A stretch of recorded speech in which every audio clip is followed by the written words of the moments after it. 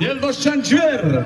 Әр ұлт мінеді өзіне қолайлысын, нағыз қазақ жылқысыз қалай жүрсін. Қазақтың тау жылқысы тұрған кезде жылтыраған жиптарың бұлай тұрсын.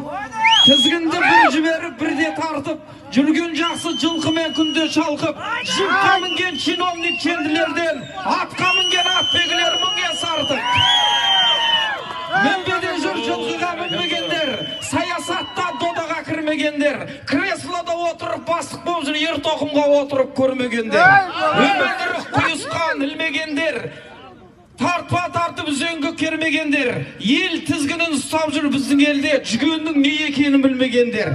Есім хан 6 жастан атқа мінген, содан соң халық қолдап таққа мінген, ат басына ие болған адам ғана жол көрсетіп алдыңға топта жүрген дейді. Елдосжан жібер. Әр ұлт мінеді өзіне қолайлысын, нағыз қазақ жылқысыз қалай жүрсін. Қазақтың тау жылқысы